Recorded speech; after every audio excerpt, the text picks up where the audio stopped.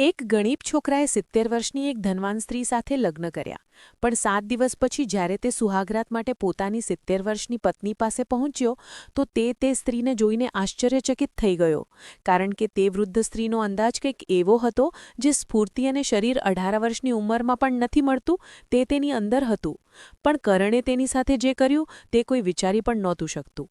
દોસ્તો, કરણ નામનો એક છોકરો જેના પર ઘરની જવાબદારીઓ દિવસે ને દિવસે વધી રહી હતી. પિતાના મૃત્યુ પછી ઘરનો બધો બોજ અને જવાબદારી અચાનક કરણના ખભા પર આવી ગઈ હતી. તેની વૃદ્ધ માતા રેખા એક અસાધ્ય બીમારીથી પીડાઈ રહી હતી. તેમની સારવાર માટે ઘણા પૈસા ખર્ચ થઈ ગયા, જેનાથી તેમની બધી બચત પૂરી થઈ ગઈ. 17 વર્ષની નાની બહેન મનીષા હજી સ્કૂલમાં ભણતી હતી. તેનો અભ્યાસ, પુસ્તકો, ફીસ આ બધું ખૂબ ભારે પડી રહ્યું હતું. કરણની ઉંમર ફક્ત 20 વર્ષની હતી, પણ જિંદગીની મુસીબતોએ તેને સમય પહેલાં જ ખૂબ જવાબદાર બનાવી દીધો હતો. દિવસરાત અભ્યાસ અને મહેનત સાથે નાનું મોટું કામ કરીને માંડ ઘર ચાલી રહ્યું હતું. તેના ચહેરા પર હર વખતની ચિંતાને કારણે તેનું શરીર નબળું પડી ગયું હતું, અને આંખોની નીચેના કાળા કુંડાળા સ્પષ્ટ બતાવી રહ્યા હતા કે તે અંદરથી કેટલો તૂટી ગયો છે. સમય પહેલાં જ તેની ખુશીઓ, સપના અને આઝાદી છીનવાઈ ગઈ હતી. દેવાદારોની ધમકીઓ રોજ મળતી હતી.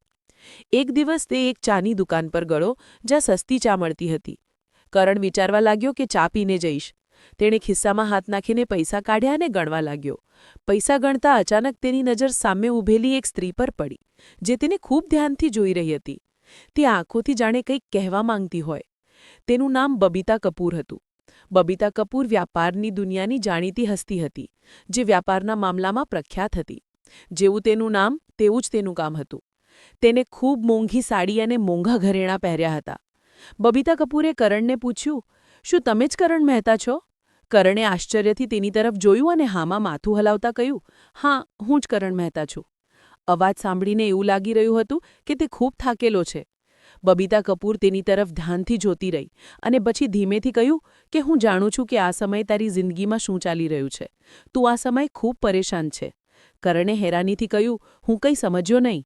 તે બોલી, મારા કહેવાનો મતલબ છે કે તારી માતાની બીમારી, બહેનનો અભ્યાસ અને દેવું, આ બધી વાતોને લઈને તું પરેશાન છે.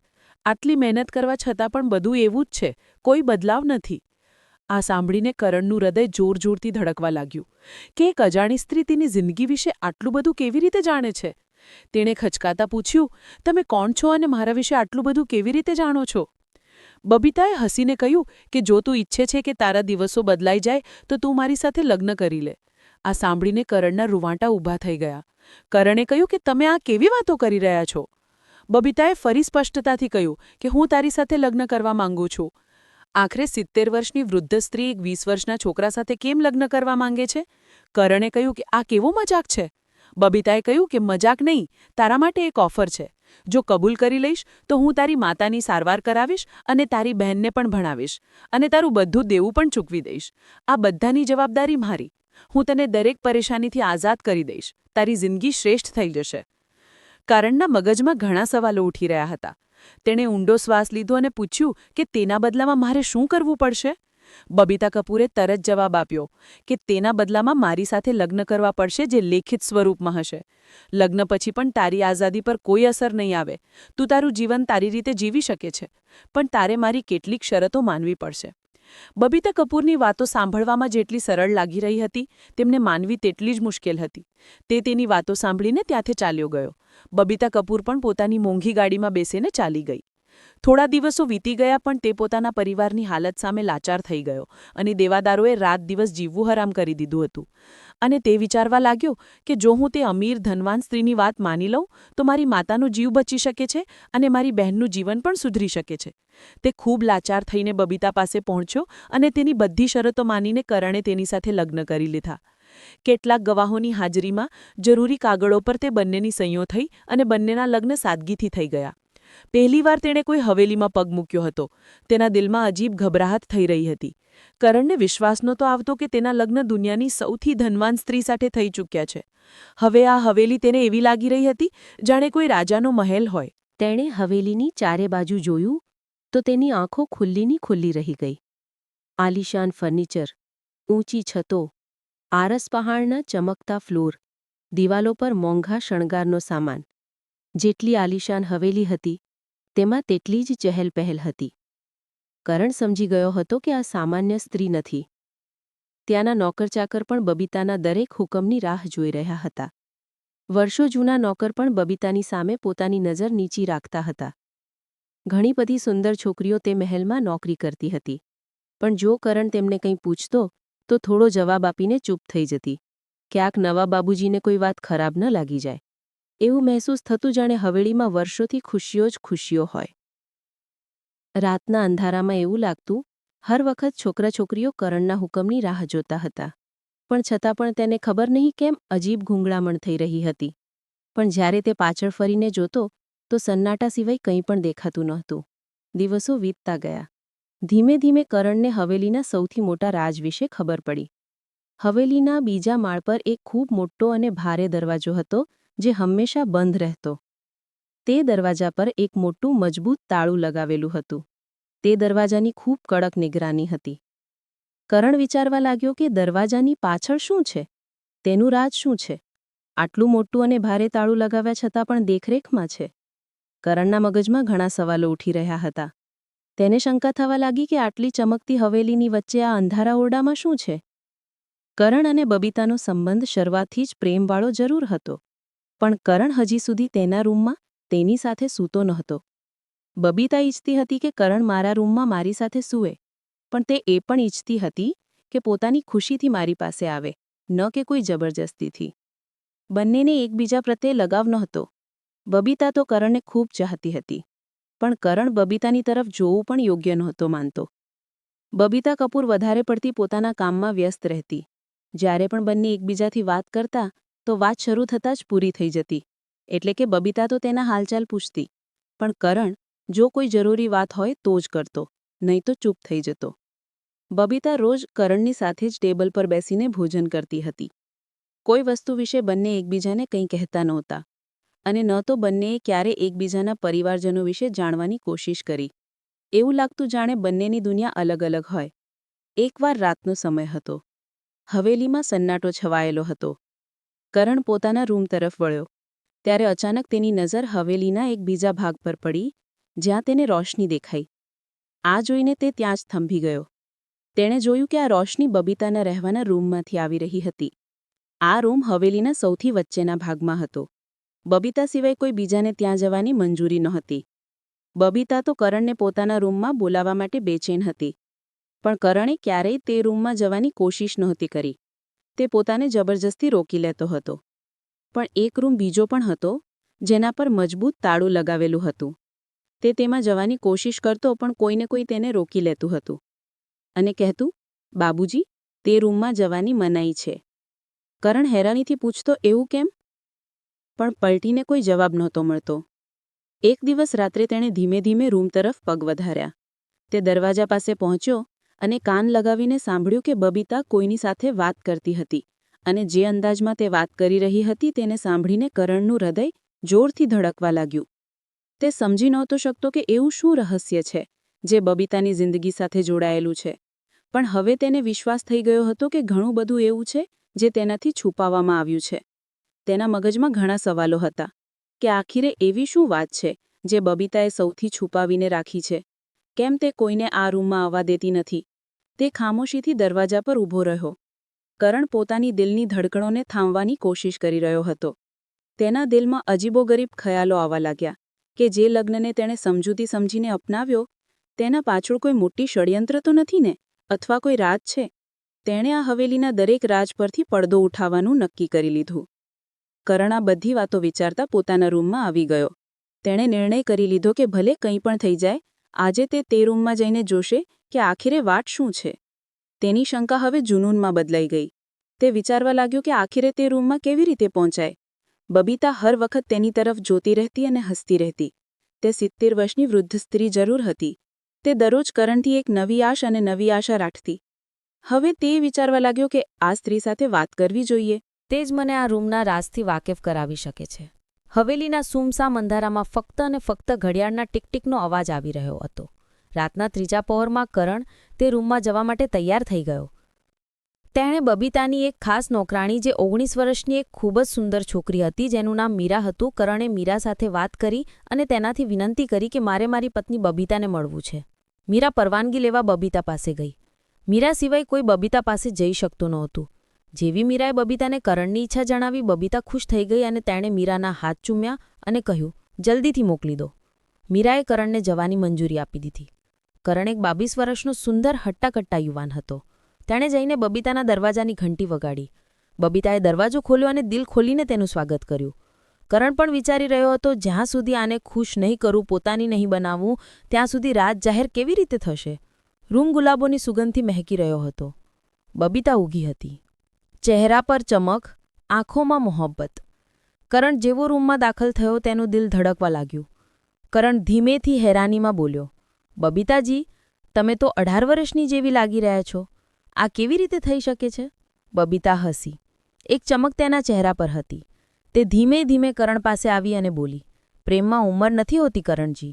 સ્ત્રી જ્યારે સાચો પ્રેમ કરે છે તો તેની રૂહ જવાન થઈ જાય છે. મેં તમને ફક્ત મારા માલ દૌલત અને હવેલીના વારસદાર નથી બનાવ્યા, દિલના પણ માલિક બનાવ્યા છે. રૂમ હવે પૂરી રીતે મોહબ્બતની નમીથી ભીંજાઈ ચૂક્યો હતો. કરણ પલંગ પાસે બેઠો હતો અને બબીતા તેની પાસે આવીને ધીમેથી બેસી જાય છે. બંને વચ્ચે એક ચૂપકીદી છે, પણ કે ચૂપકીદી બોજીલ નહીં, પણ મીઠી છે. બબીતા કહે છે, ક્યારેય વિચાર્યું નહોતું કે મારી જિંદગીની આ ઉંમરમાં કોઈ મારી આંખોમાં આ રીતે જોશે જેમ તમે જોઈ ગયા છો.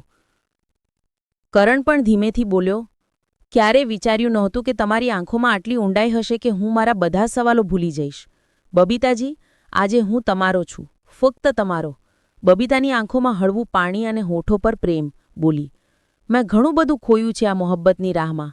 જવાની ચાલી ગઈ, સંબંધો પણ દિલ આજે પણ ધડકે છે. કરણ તેનો હાથ થામી લે છે. બંનેની હથેળીઓની વચ્ચેની ગરમીમાં એક નવી શરૂઆતની જ્યોત પ્રગટી ઉઠે છે. કરણે કહ્યું, બબીતાજી, મને માફ કરજો. હું જાણું છું હું પહેલાં તમારી નજીક ન આવ્યો, પણ આજે જ્યારે હું તમારી સામે છું તો બધું સાચું લાગે છે. તમે ખૂબ સારા લાગો છો. બબીતા ધીમેથી તેના ખભા પર માથું મૂકે છે અને કહે છે, સ્ત્રીને જ્યારે તેનો મર્દ પોતાનો કહે છે તો તે ઉંમરથી નહીં, ફક્ત તે ક્ષણથી બંધાઈ જાય છે. બસ આ જ ક્ષણમાં રહો કરણ, અને હું તમને એ પ્રેમ આપીશ જે ક્યારેય કોઈએ તમને નહીં આપ્યા હોય. કરણ તેની આંખોમાં જુએ છે, પછી તેના માથાને ચૂમે છે. એક લાંબો શ્વાસ લઈને કહે છે, આ જો હું તમારો છું, શરત વિના, સવાલ વિના. બહાર વરસાદ વરસવા લાગે છે. હવામાં ગુલાબની સુગંધ ફેલાય છે. રાત ઊંડી થતી જતી હતી, પણ રૂમમાં સમય જાણે થંભી ગયો હતો. હળવી લાઇટની જ્યોત હવે ધીમે ધીમે ડગમગી રહી હતી, પણ કરણ અને બબીતાની નજરોમાં હવે એક ઊંડાઈ હતી, ભરોસાની, મોહબ્બતની. કરણે બબીતાનો હાથ પોતાના છાતી પર રાખ્યો અને કહ્યું, આ ધડકન હવે તમારી છે. જ્યાં સુધી તે ચાલશે હું તમારો રહીશ. બબીતાની આંખોમાં ચમક હતી, અને તે ચમકમાં જવાની નહીં, એક સાચા પ્રેમની રોશની હતી. તે નજીક આવી, તેના છાતી પર માથું સરકાવીને બોલી, મેં મારા જીવતે જીવ બસ 2 વાર જી ભરીને શ્વાસ લીધા છે. એક જ્યારે તમે મને મારી પત્ની કહીને બોલાવી, અને હવે જ્યારે તમે મને પોતાનો કહ્યો. કરણે તેના માળને ધીમે ધીમે સહેલાવ્યા, જાણે તેની દરેક ઝૂકેલી લટમાં મોહબ્બતની કસમ આપી રહ્યો હોય. બબીતાના હોઠ ધ્રુજ્યા, પણ વાત ફક્ત એક નીકળી, આજે મારી ખ્વાહિશ પૂરી થઈ ગઈ. આજે મારા દિલના દરેક ખાલી ખૂણામાં તમે વસી ગયા છો. કરણ હસ્યો. તેની આંખોમાં તે માસુમિયત હતી જે ફક્ત પહેલા પ્રેમમાં હોય છે. તે બબીતાના એટલા નજીક થઈ ગયો કે શ્વાસો પણ અલગ ન લાગે. પછી ફૂસફૂસાવીને કરણે કહ્યું, હવે મારી જિંદગીના દરેક દિવસનો મતલબ ફક્ત તમે છો. હું તમારા વિના બિલકુલ અધૂરો હતો. આજ સમજમાં આવ્યું છે. તે રાત બંનેએ કોઈ વચન ન આપ્યું, કોઈ કસમ ન ખાધી, કારણ કે તેમની ખામોશ નજરોએ બધું કહી દીધું હતું. રૂમ હવે ફક્ત એક જગ્યા નહોતી, તે હવે તેમની મોહબ્બતની દાસ્તાન બની ચૂક્યો હતો. બહાર હવાઓમાં એક અજીબ મીઠાશ ઘૂડી રહી હતી. કરણને લાગ્યું તે તો બસ રાત જાણવા આવ્યો હતો. મોહબ્બત તો અંજાણેમાં જ થઈ ગઈ, પણ મોહબ્બત અહીં એકતરફી નહોતી. બબીતાએ પહેલ કરી દીધી. તે તેની નજીક આવી અને તેના હોઠો પર આંગળી મૂકી દીધી. હવે કંઈ ના કહો, બસ મહેસૂસ કરો. કરણની આંખો હેરાન હતી, જાણે તે 70ની નહીં પણ કોઈ 18 વર્ષની પહેલવાન છોકરી સામે હોય. દરેક હરકતમાં જોશ, તેના દરેક સ્પર્શમાં ભૂખ, જાણે વર્ષોની ભૂખી હોય. બબીતાએ કરણને પોતાની બાહોમાં લીધો, પણ નાજુક નહીં, પૂરા જોરથી. આજની રાત મારી છે અને તમે પણ. કરણને કંઈ કરવાની જરૂર ન રહી. તે પોતે જ ઇશ્કમાં ડૂબી ચૂકી હતી. મોહબ્બતનો સમુદ્ર બબીતાએ પોતે જ લહેરાવ્યો અને કરણ તેમાં વહેતો ગયો. તે રાત હવેલીની સૌથી જીવંત રાત બની ગઈ. સુહાગ રાત નહીં, એક તૂફાની ઇશ્કની દાસ્તાન બની ગઈ. સવાર થઈ તો નોકરાણીઓ પણ કાનફૂસી કરવા લાગી. આજે તો માલકીન જવાનીની મિસાલ બની ગઈ અને હવે માલિકજી પણ પ્રેમમાં ગુલામ થઈ ગયા. તે હર વખત એ વિચારતો કે ખબર નહીં તે રૂમમાં શું હશે, કયું ગેરું રાજ છુપાયેલું હતું. કરણે ત્યાં પહોંચીને જોયું કે આજે દરવાજો અડધો ખુલ્લો હતો. આ જોઈને તેનું દિલ જોર-જોરથી ધડકવા લાગ્યું. કરણે હિંમત બતાવી દરવાજો ખોલીને રૂમની અંદર પગ મૂક્યો. રૂમમાં હળવી રોશની થઈ રહી હતી. રૂમમાં રાખેલો સામાન ખૂબ જૂનો હતો. રૂમની બીજી તરફ એક ખૂબ મોટી લાકડાની તિજોરી હતી, જેમાં ઘણી બધી ફાઇલો રાખેલી હતી, જેને જોઈને તે હેરાન થઈ ગયો. તે દરમિયાન તેનું ધ્યાન તેની બાજુમાં રાખેલા ટેબલ પર ગયું. તે ધીમેથી તેની પાસે ગયો. તેની નજર એક જાડા લિફાફા પર પડી, જેના કિનારા પીળા પડી ચૂક્યા હતા. એવું લાગી રહ્યું હતું જાણે તેને વારંવાર સ્પર્શ કર્યો હોય. તેણે લિફાફો ઉઠાવીને ખોલ્યો. તેમાંથી એક ફોટો નીકળ્યો, જેમાં કરણના પિતા સુરેશ મહેતા બબીતા સાથે ઊભા હતા. સુરેશ મહેતાના ચહેરા પર હળવી સ્મિત હતી. કરણનું માથું ચકરાઈ ગયું. ત્યારે જ તેને પાછળથી કોઈએ અવાજ આપ્યો કે આખરે તેમ બધું જોઈ જ લીધું. અવાજ સાંભળીને કરણ સન્ન રહી ગયો. તેણે પાછળ પલટીને જોયું તો બબીતા ઊભી હતી. બબીતા ખામોશીથી ઊભી જોઈ રહી હતી.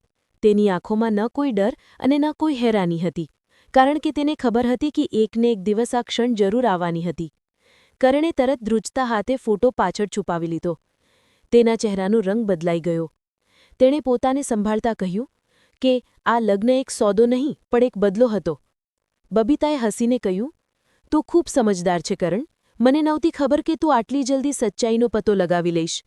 કરણે ગુસ્સાથી લાલચોળ થઈને કહ્યું, તમે મને બેવકૂફ બનાવીને મારી મજબૂરીનો ફાયદો ઉઠાવ્યો. મારા પિતાથી બદલો લેવા માટે તમે મારો ઉપયોગ કર્યો. તેની આંખોમાં દર્દ સ્પષ્ટ દેખાઈ રહ્યું હતું. બબીતાએ કરણને જણાવ્યું, હવે જ્યારે બધું જાણી જ ચૂક્યા છો તો સાંભળો કરણ, હું તારા પપ્પાથી મોહબ્બત કરતી હતી. તે મારી પહેલી અને છેલ્લી ચાહત હતા. હું 25 વર્ષની હતી જ્યારે મારા પતિ આ દુનિયામાંથી ચાલ્યા ગયા. હું જવાન હતી, એકલી હતી અને તારા પપ્પાએ મને સહારો આપ્યો. પણ મારાથી ભૂલ થઈ. હું તેને મોહબ્બત સમજતી રહી, પણ તેમણે હંમેશા મને ફક્ત એક કાગળની જેમ ઉપયોગ કર્યો.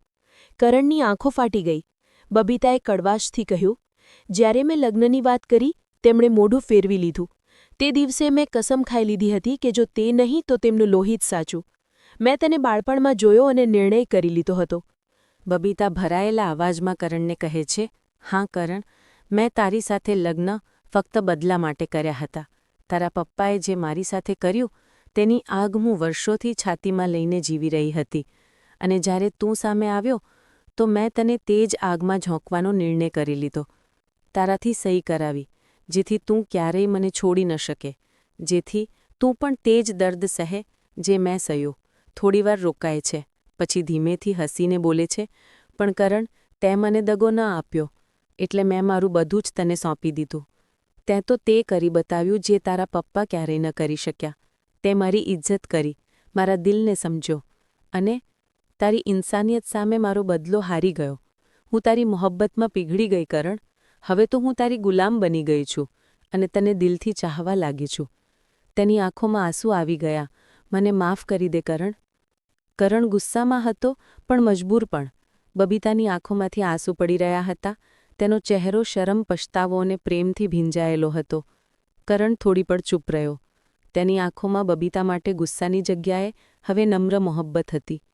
કરણ ધીમેથી ધ્રુજતા અવાજે કહે છે, તે મને કેદ કરવા ચાહ્યો હતો, પણ પોતે જ મારા પ્રેમની કેદમાં આવી ગઈ. બબીતા, તારો બદલો, તારી નફરત, બધું હારી ગયું.